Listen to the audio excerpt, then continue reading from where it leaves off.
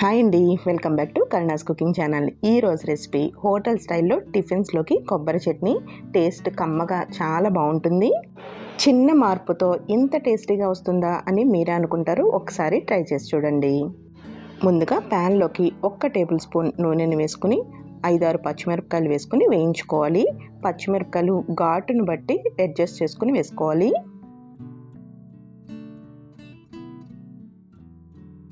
పచ్చిమిరపకాయలు కొంచెం వేగిన తర్వాత దీనిలోకి 1 టీ స్పూన్ వరకు జీలకర్ర వేసుకుని వేయించుకోవాలి.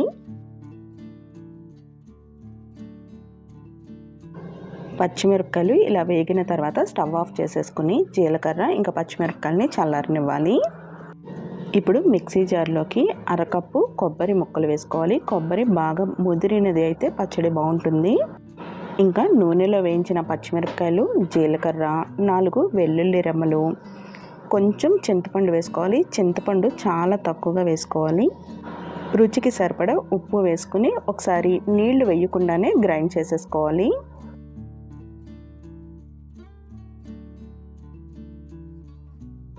ఇప్పుడు దీనిలోకి 1/4 కప్పు వరకు నీళ్లు వేసుకుని గ్రైండ్ చేసుకోవాలి. కొబ్బరి పచ్చడి ఎప్పుడూ కూడా మరీ మెత్తగా కాకుండా ఇలా ఉంటేనే బాగుంటుంది.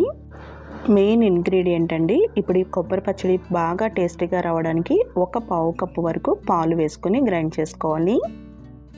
కొబ్బరి పచ్చడి కన్సిస్టెన్సీ ఇలా ఉంటే బాగుంటుంది. మరీ పలుచగా ఉన్నా మరీ గట్టిగా ఉన్నా కానీ బాగోదు. అందుకని దీంట్లోకి నీళ్లు వేసుకునేటప్పుడు అడ్జస్ట్ చేసుకుని వేసుకోవాలి.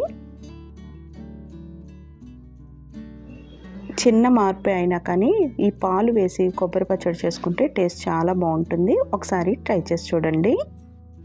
కొబ్బరి పచ్చడిలోకి పోపు వేసుకుంటే ఇంకా టేస్టీగా ఉంటుంది. ముందుగా ప్యాన్లోకి 2 టేబుల్ స్పూన్ వరకు నూనెని వేడి చేసుకుని 1/2 టీ స్పూన్ జీలకర్ర, 1 టీ స్పూన్ ఆవాలు, 1 టేబుల్ స్పూన్ మినపప్పు వేసుకుని వేయించుకోవాలి. ఆవాలు చిటపటలాడి మినపప్పు ఇలా రంగు మారినప్పుడు 2 ఎండుమిరపకాయలు ఇంకా కొంచెం కరివేపాకు వేసుకుని స్టవ్ ఆఫ్ చేసేసుకుని వేయించుకోవాలి. ప్యాన్కున్న వేడికి కరివేపాకు ఇంకా ఎండుమిరపకాయలు వేగిపోతాయి. ఇప్పుడు వేడి పోపు కొబ్బరి పచ్చడిలోకి వేసుకున్నాము అంటే మనకి టిఫిన్స్లోకి కొబ్బరి చట్నీ రెడీ అయిపోయినట్టే. ఇడ్లీ, దోశలోకి టేస్ట్ చాలా బాగుంటుంది. ఈ కొబ్బరి పచ్చడి ఒకసారి ట్రై చేసి చూడండి. Thank you for watching Karuna's cooking channel.